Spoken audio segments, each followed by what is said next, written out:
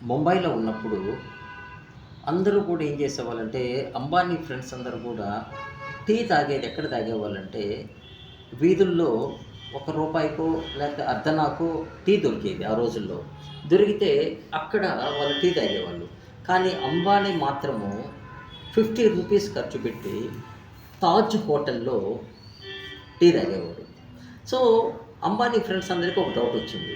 ఏమనంటే అంబానీ ఒక అర్ధనాకి మనకిక్కడ టీ దొరకద్ది కదా! మీరెందుకు ₹50 ఖర్చు పెట్టి తాజ్ హోటల్‌కి వెళ్లి మీరు టీ తాగుతున్నారు అని అడిగితే, అతనేం చెప్పాడంటే, "ఏం లేదు ఫ్రెండ్స్, నేను కూడా ఆ 50 ఆ అర్ధనానే నేను ఖర్చు పెట్టేది. కానీ ₹49 అర్ధన దేనికి ఖర్చు పెడుతున్నానంటే, ద బిగ్ థాట్స్ అంటే హై థాట్స్ ఉండే వాళ్ళందరూ కూడా గొప్ప గొప్ప ఆలోచనలు కలిగిన వాళ్ళందరూ కూడా ఎక్కడికొస్తారంటే తాజ్ హోటల్‌కొస్తారు.